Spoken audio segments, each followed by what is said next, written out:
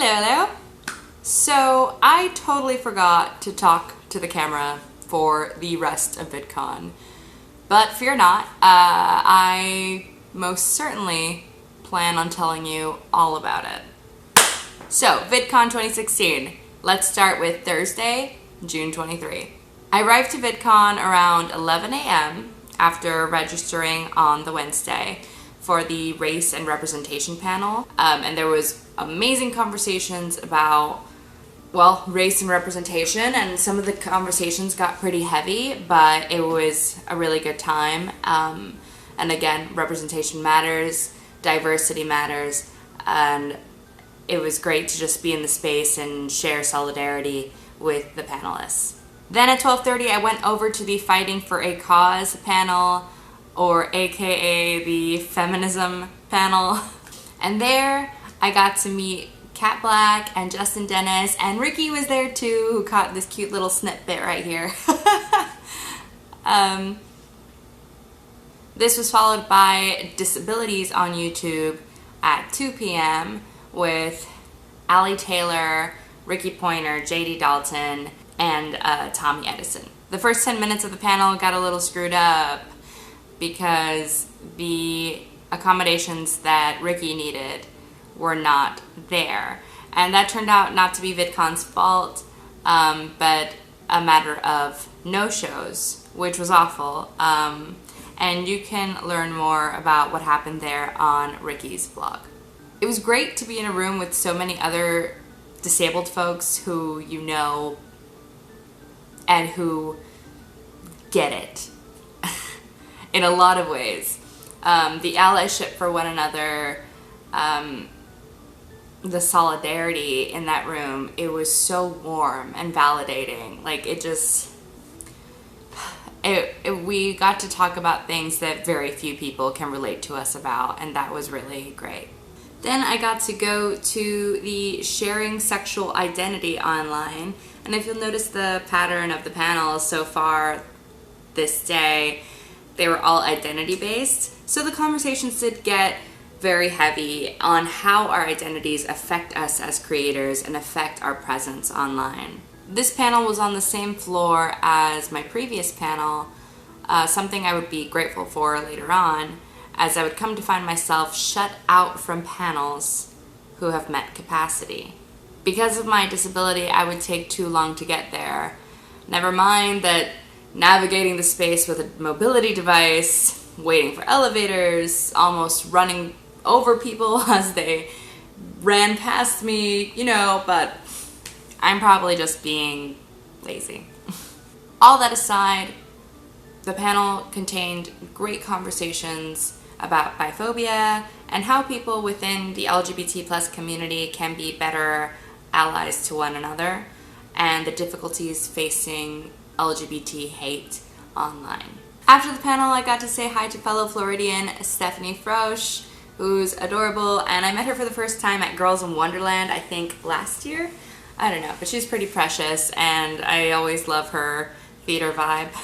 After that panel, I decided to try and take an emotional breather in one of the lounges provided for creators. Though it was pretty loud in there anyway, as they had a DJ playing. A nice thought, but however, I would have appreciated a calmer environment to recharge and maybe network with other creators.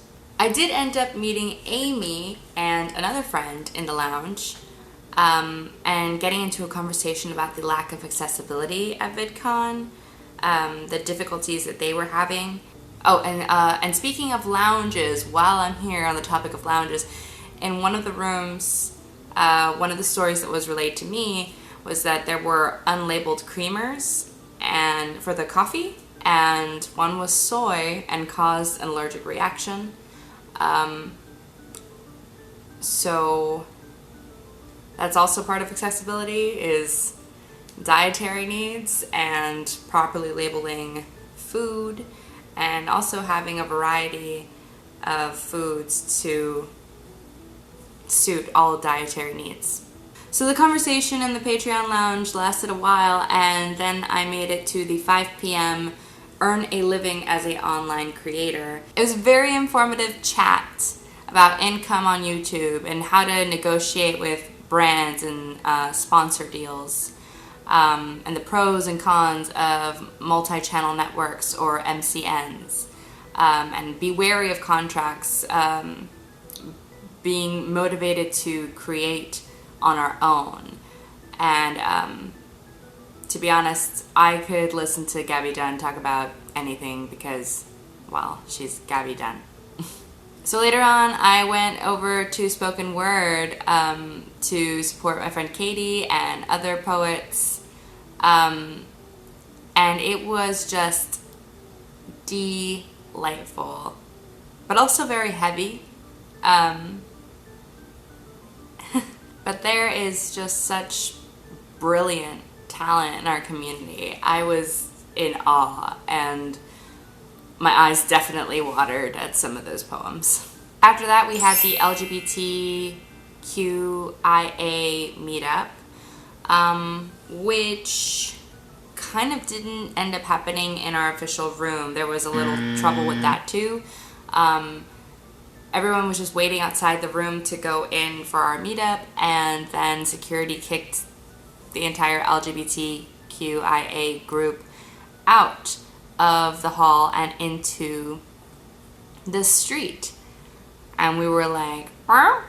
It was later on explained that there was some kind of misscheduling or a reach of capacity or something or other. It wasn't a discrimination thing, it was just bad planning. And so we kind of made our little impromptu LGBT meetup outside, and we had cool conversations. I actually met more disabled creators outside, and we started talking about that. Accessibility was a big conversation throughout the convention. I was really impressed that throughout all my groups that I was in, when I was in the LGBT plus group, when I was in the women creators group, that my concern with accessibility and my feelings, how it really hurt my feelings to feel like I was invited into a space, which I felt so with having the disabilities on YouTube panels there, and then just not being considered at all when it came to access, and it was pretty hurtful.